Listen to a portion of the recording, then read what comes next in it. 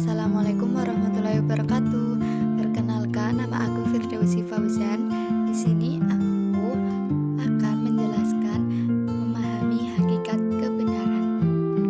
Di sini aku akan menjelaskan memahami hakikat kebenaran.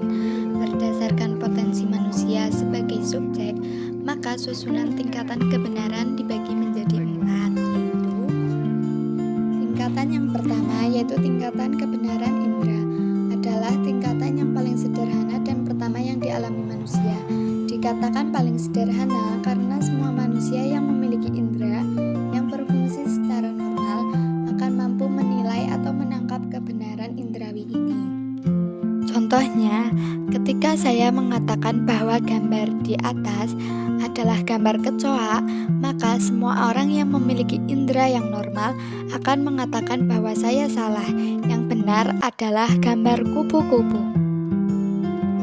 Untuk tingkatan yang kedua, yaitu tingkatan kebenaran ilmiah, adalah pengalaman-pengalaman yang didasarkan melalui indera dan diolah pula dengan rasio. Tingkatan kebenaran ini lebih tinggi karena selain menggunakan indera, tetapi juga harus dipahami dengan rasio atau pikiran.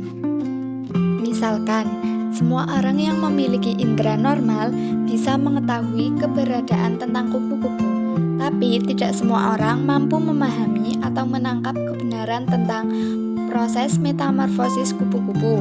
Misalnya, petani yang setiap hari mengindra secara langsung sekalipun ketika ditanya dan diminta menjelaskan proses metamorfosis tidak mampu menjawabnya.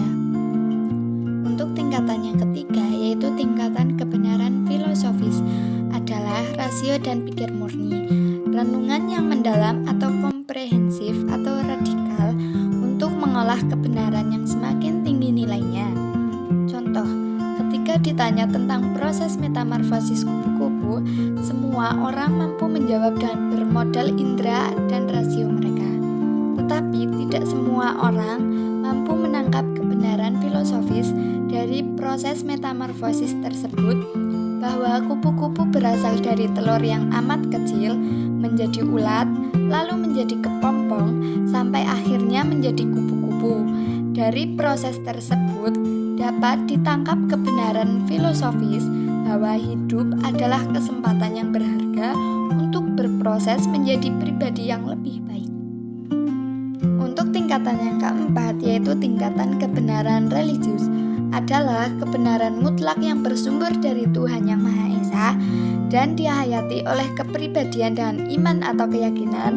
Tingkat kebenaran religius adalah kebenaran tertinggi karena untuk menangkap kebenaran pada taraf ini melampaui batas indrawi, rasio, dan rasio murni, serta memerlukan kebersihan hati dan penuh keimanan.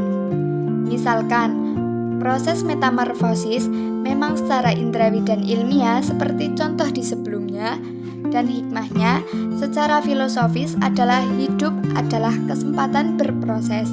Tetapi semua usaha tidak akan terjadi tanpa adanya campur tangan Tuhan. Usaha sekuat apapun, seilmiah apapun, kalau Allah tidak menghendaki, maka tidak akan terjadi. Dari 4 tingkatan kebenaran tersebut dapat kita sadari bahwa kebenaran sangat banyak dan luas cakupannya, sehingga kita tidak boleh merasa diri paling benar.